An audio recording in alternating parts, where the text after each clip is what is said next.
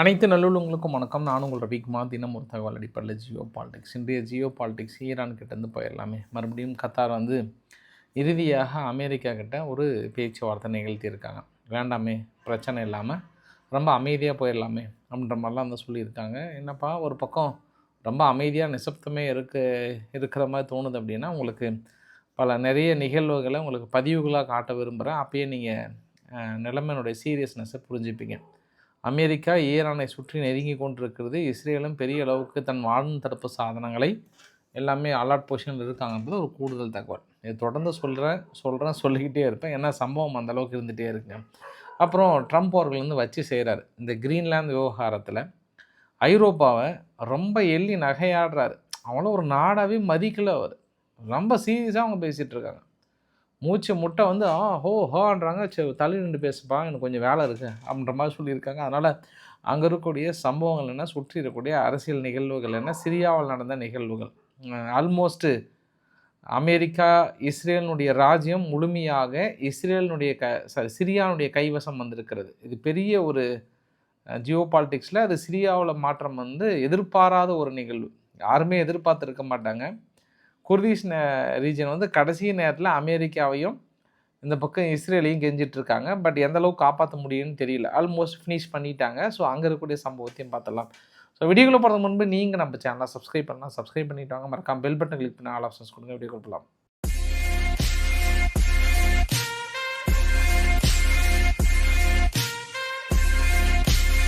இன்றைக்கி Al Jazeera சேனலில் ஒரு பேட்டி ஒன்று, அது இல்லாமல் ஒரு பெரிய நியூஸாக போட்டிருந்தாங்க. கத்தாரினுடைய பிரைம் மினிஸ்டர், ஃபாரின் மினிஸ்டர் அவசரமாக நாங்கள் ட்ரம்ப் அவர்களுக்கு ஒரு கடிதம் ஒன்று எழுதுகிறார். அந்த கடிதத்தில் எதனால பேசி தீர்த்துக்கலாம், மிடில் ஈஸ்ட்டில் மறுபடியும் ஒரு பதற்றம் வேண்டாம், ஏன்னா நீங்கள் எடுக்கப்படுகிற முடிவுகள் எல்லாமே பெரும் பதற்றத்தை கொண்டு போய் முடிச்சிடும், அதனால் அமெரிக்காவும் ஈரானையும் உட்காந்து பேச்சுவார்த்தை நடத்தலாம் அப்படின்ற மாதிரி மறுபடியும் இன்றைக்கி இன்சிட் பண்ணியிருக்காங்க.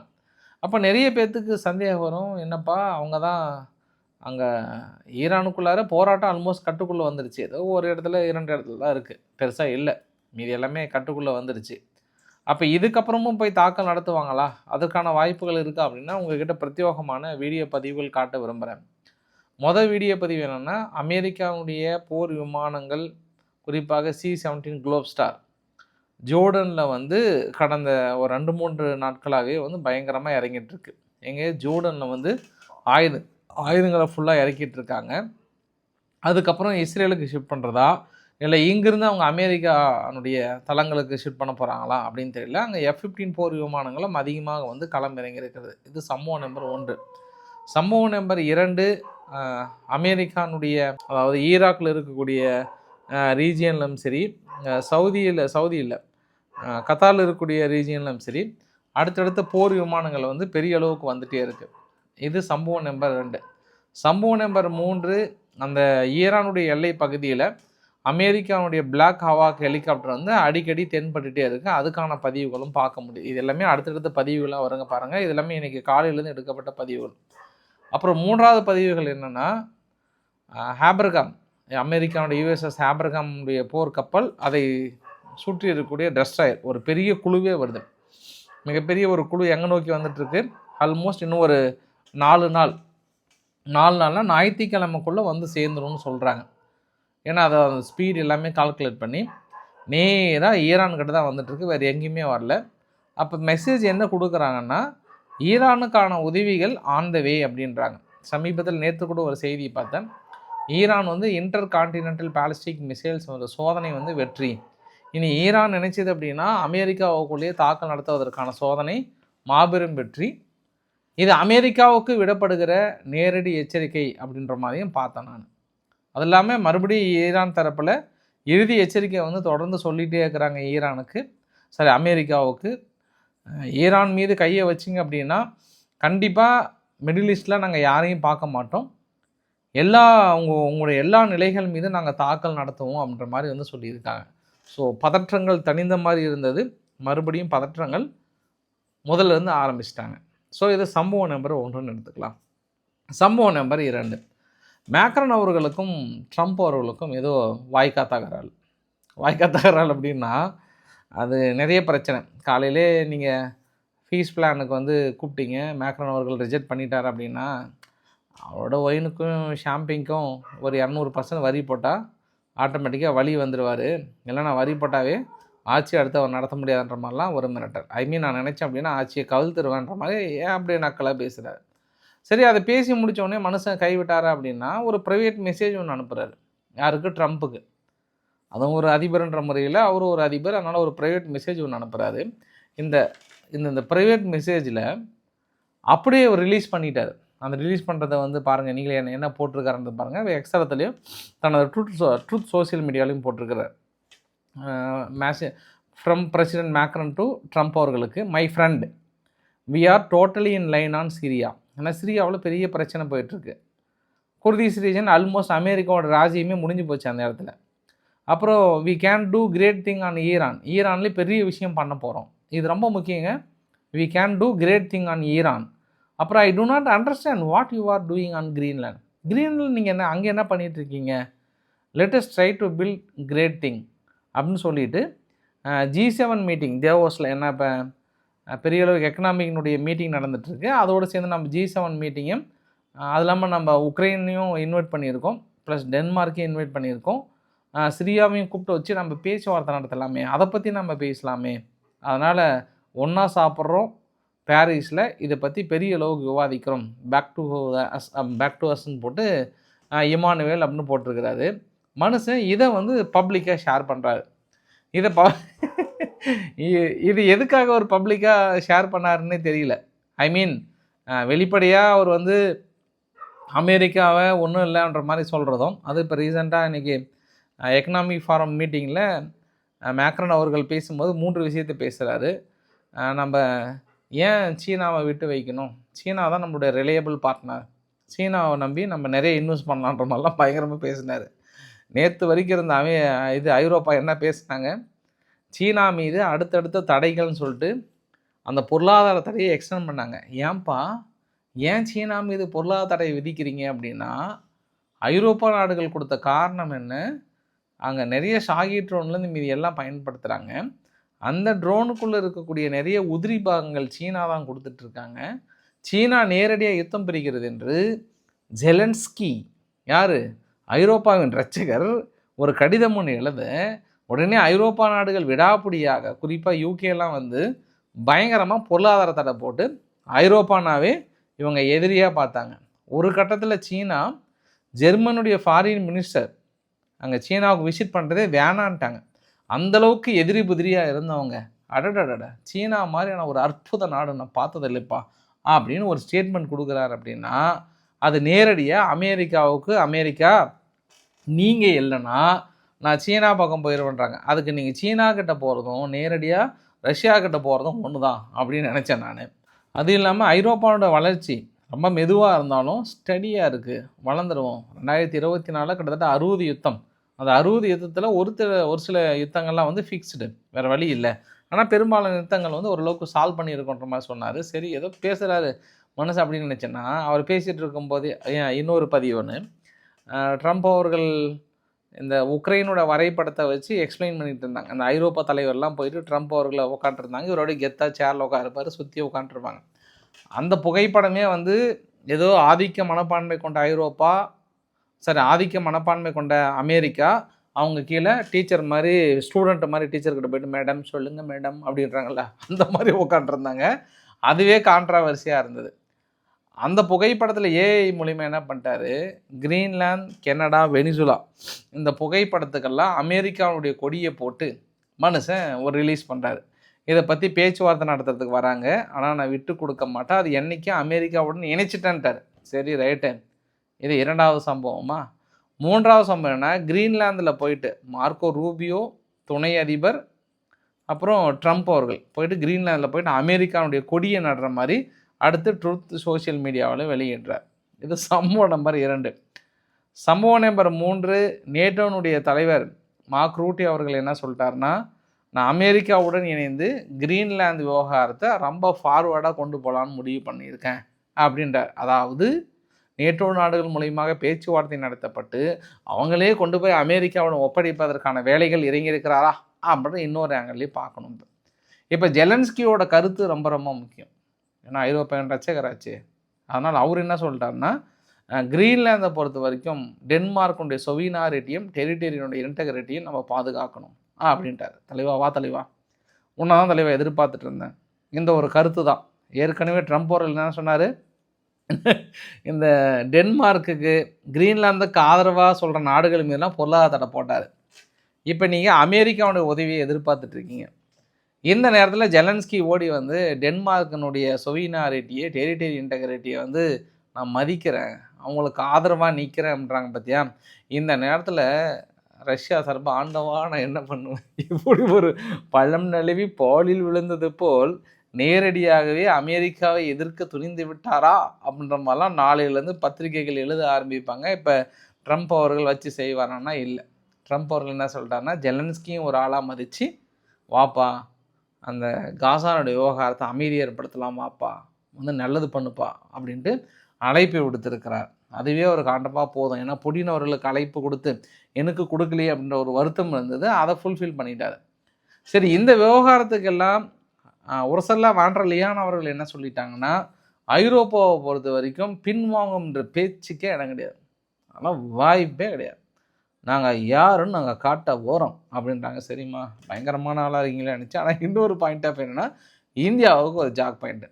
மீன் எப்படி மேக்ரான் அவர்கள் வந்து சீனா கிட்ட சொன்னாரோ, இப்போ உரசல்லா வாண்டர் லியான் அவர்கள் என்ன சொல்லிட்டாங்கன்னா, நான் இங்கே முடிச்சுட்டு நேராக எங்கே போகிறேன், இந்தியாவுக்கு போகிறேன்.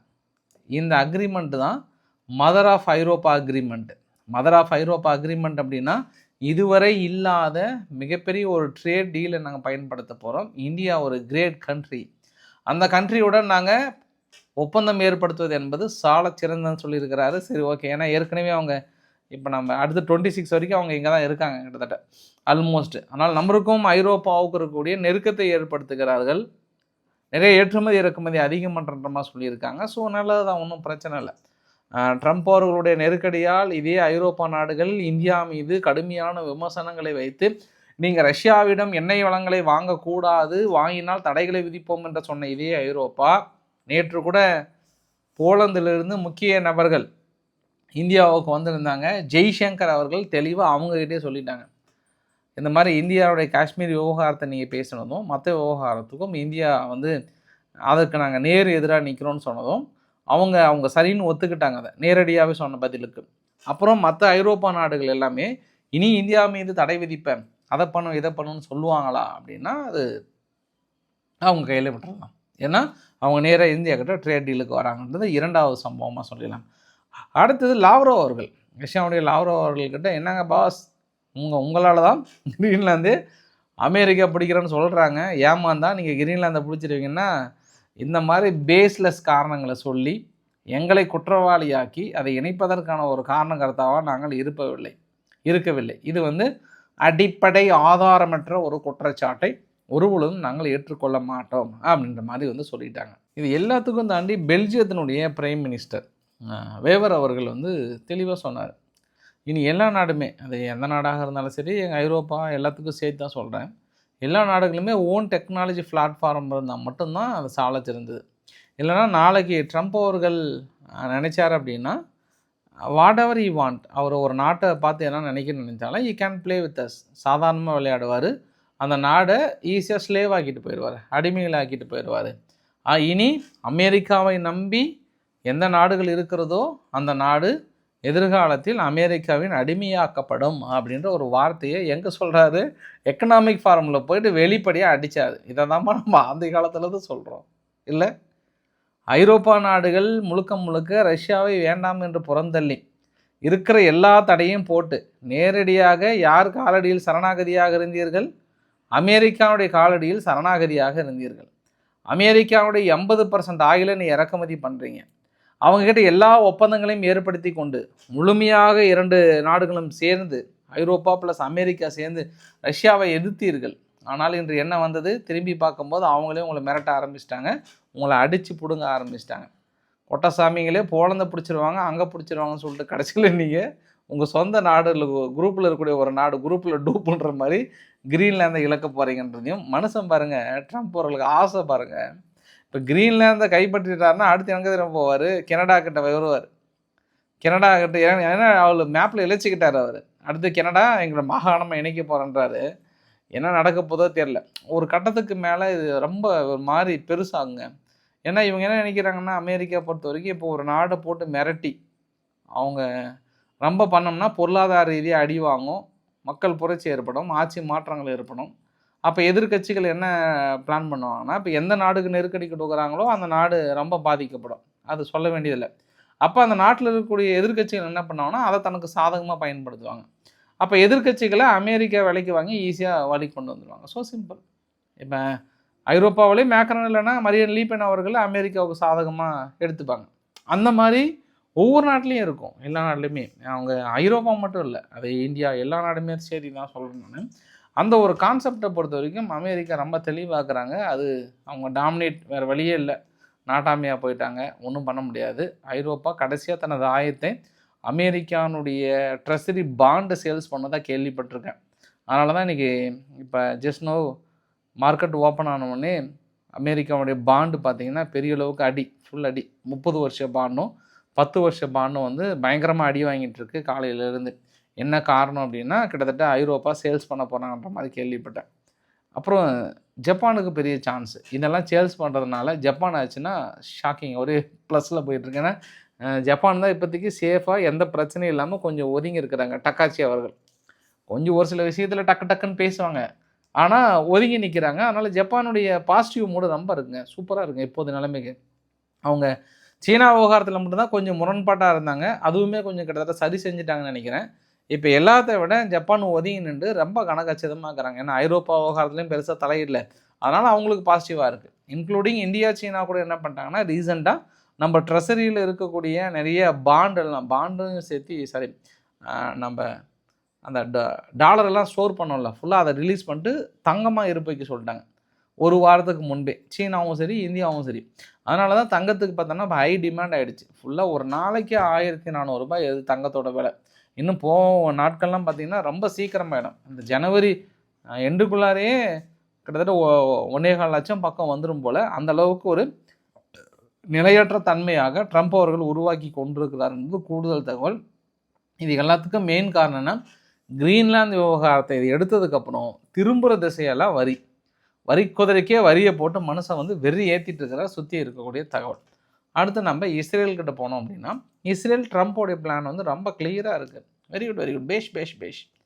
நாங்கள் ஹமாஸில் பொறுத்த வரைக்கும் ஹமாஸ் ஆயுதங்களை போட்டு சரண்டர் ஆனாங்கன்னா சரி, இந்த ஒட்டுமொத்த அந்த பீஸையும் நாங்கள் வந்து மனதார வரவேற்றுக்கிறோன்னு சொல்லியிருக்காங்க. மொத்தம் 66 நாடுகளுக்கு இந்த காசா பீஸ் போர்டை வந்து அழைப்புதல் கொடுத்துருக்காங்க. அந்த வரைபடத்தில் பார்க்குறீங்களே, இதில் இருக்கக்கூடிய எல்லா பெரும்பாலான நாடுகளுக்கும் அழைப்பு விடுத்திருக்கிறார் என்பதும் ஒரு கூடுதல் தகவல். இன்னொரு கூடுதல் தகவலும் சொல்லிடுறேன். இந்த ரஷ்யா உக்ரைன் எல்லை பகுதியில் சண்டை நடந்துகிட்ருக்காங்கன்னா, மிகப்பெரிய தாக்குதல் தொடர்ந்து ரஷ்யா இந்த குளிர்காலத்தை மக்கள் பயன்படுத்தக்கூடிய எனர்ஜியை ஃபுல்லாகவே தாக்கல் நடத்திட்டு இருக்காங்கன்ற ஒரு குற்றச்சாட்டு. கியூவை சுற்றி இருக்கக்கூடிய இந்த எல்லை பகுதி ஓரம் பாருங்கள், மிகப்பெரிய ஒரு தாக்குதலை முன்னெடுத்துக்கிறது. தொடர்ந்து உக்ரைன் வான்தடுப்பு சாதனங்களை எங்களை சீக்கிரமாக கொடுங்கன்ற மாதிரியான அழைப்பும் அறைகூவலும் விடுத்திருக்காங்க அப்படின்றது கூடுதல் தகவல். இப்போ நம்ம சிரியா கிட்ட போயிடலாம். சிரியா ஆல்மோஸ்ட் அமெரிக்கானுடைய ராஜ்யம் கிட்டத்தட்ட நெக்கில் இருக்குது. ஏன்னா குர்திஷ் ரீஜியன் அமெரிக்காவுடைய பேக்கட் ஃபோர்ஸ் ஃபுல்லாக பிரித்து மேய்ஞ்சிட்டாங்க. சிரியாவுடைய இராணுவம் இவ்வளோ சீக்கிரம் கிட்டத்தட்ட முன்னேறி இருப்பாங்கன்னு அவங்க எதிர்பார்த்துருக்கே மாட்டாங்க. அதான் சமீப காலமாக உலக அரசியல் நிகழ்வுகள் பெரிய மாற்றங்கள். இங்கே ஏமனில் இருந்து சிரியாவும் சரி, சிரியானுடைய இந்த குர்திஷ் ரீஜனும் சரி, இவ்வளோ மாற்றங்கள் இவ்வளோ சீக்கிரம் ஏற்பண்ணி எதிர்பார்க்கவே இல்லை. உள்ளே நுழைஞ்சிட்டாங்க. உங்களுக்கு அடுத்தடுத்து வரைபடங்கள் பார்த்தோம் அப்படின்னா, அதை மஞ்சள் கலர் மாதிரி இருக்குது பார்த்தியா, அது மட்டும்தான் பெண்டிங் இருக்குது. அதில் வந்து அசாக்கி இருக்கு இல்லையா, இந்த அசாக்கி பகுதியும் இந்த சுற்றி இருக்கக்கூடிய பகுதி தான். இந்த மிஞ்சி இருக்கக்கூடிய பகுதியை காப்பாற்றுவதற்காக தான் பக்கத்தில் இருக்கக்கூடிய குர்திஷ் மக்கள்லாம் ஓடி வந்து எப்பாடுபட்டாவது மீதி இருக்கக்கூடிய பகுதியை நிலைநிறுத்தணும்னு நினைக்கிறாங்க. அங்கே அமெரிக்காவும் என்ன பண்ணுறாங்கன்னா, ஒரு 5000க்கு மேற்பட்ட ISIS தீவிரவாதிகள் அங்கே இருக்கிறதுனால, இப்போ நான் ரீசெண்டாக ஒரு போர் விமானத்தை பயன்படுத்தி தாக்கல் நிகழ்த்திட்டு இருந்தாங்க. அது 2 விதமான பத்திரிகை செய்திகளை பார்க்க முடியுது.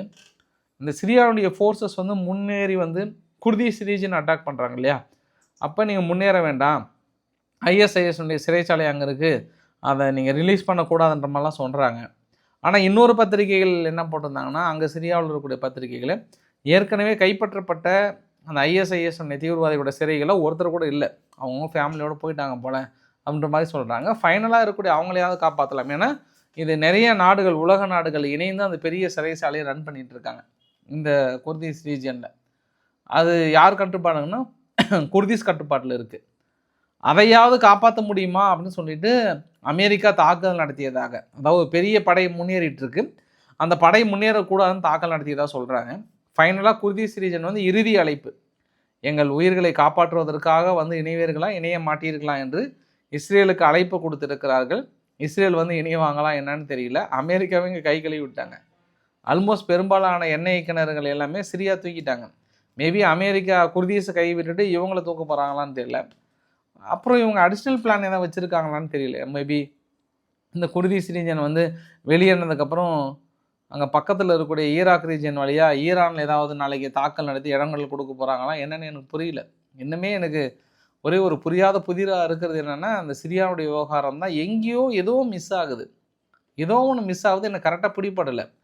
நடக்கிற சம்பவம் வந்து அமெரிக்கா அவ்வளோ சீக்கிரம் இந்த அளவுக்குலாம் அடி வாங்க மாட்டாங்க.